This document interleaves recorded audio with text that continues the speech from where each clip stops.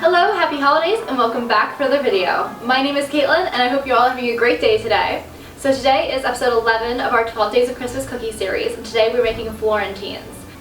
So make sure you subscribe to my channel because I have some awesome videos coming out in the future, and you don't want to miss any of the really cool recipes that I have, as well as the Christmas special that will be coming out in just a couple days.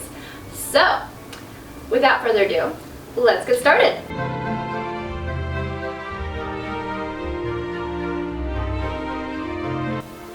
Alright, so the first thing you're going to want to add to a large mixing bowl is a cup and 3/4 of ground almonds.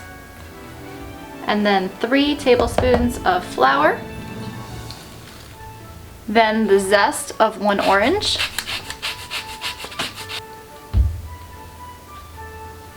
3/4 of a cup of sugar. 2 tablespoons of milk, and I'm using cashew milk. 2 tablespoons of corn syrup.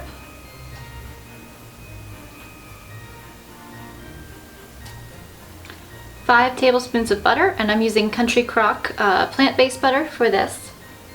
And 1/2 teaspoon of vanilla. And then you're just going to want to stir it all together to combine it.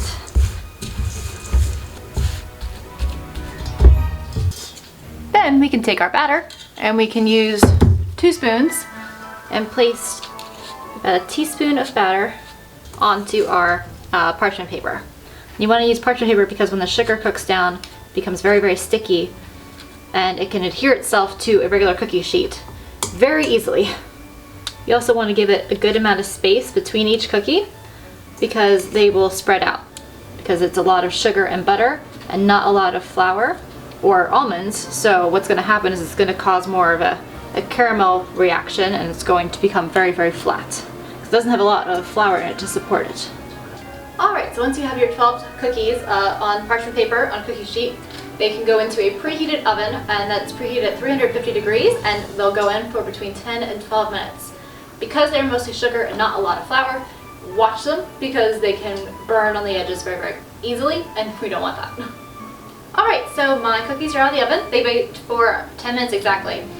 So I left my first batch in for 11, and they were a little bit too dark, so this is actually my second batch. But they came out looking really nice. So here is one of them. It's very lacy and delicate.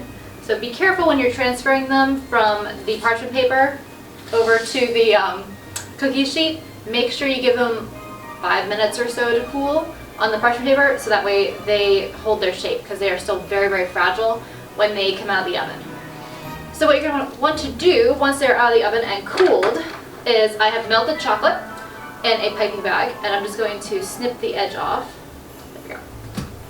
You don't want a very large opening on it because you just want to drizzle it gently on there, but what you're going to want to do is just give it a couple little swirls back and forth with the chocolate.